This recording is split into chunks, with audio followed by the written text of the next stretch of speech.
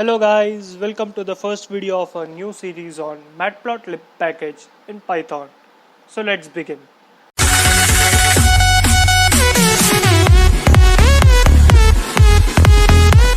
To begin with, let's discuss what is Matplotlib. So Matplotlib is a data visualization package in Python. Now the question arises, what is data visualization? I will explain it using an example. Let's imagine a situation where you need to give a presentation on company's sales performance in the first quarter of the year. You are provided with data. Now that's obvious, right? The next thing you have done is data analysis, and you have done quite well. Now you don't have any idea how are you going to explain your analysis to the members.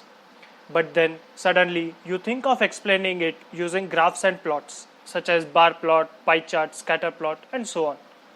So that is it. Representing your data in the form of pictures, that is graphs, is nothing but data visualization. So Matplotlib is such a tool in Python using which you can perform data visualizations. Now there is a similar package called Seaborn which is built over Matplotlib, using which too we can perform the data visualizations. But we will learn about Seaborn in our later videos. First we will discuss about Matplotlib, which is the basic package.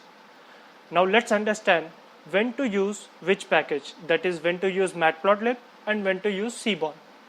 First point, Matplotlib is used when we need to perform basic visualizations such as bars, pies, line plots, etc. Whereas Seaborn provides variety of visualization patterns and is used often when complex plots like heat maps, density plots are to be plotted. Seaborn is more recommended to plot multiple graphs at once rather than Matplotlib. Seaborn is best recommended when we use pandas to perform statistical analysis on data. Installation is similar to that of pandas and NumPy for Python ideally.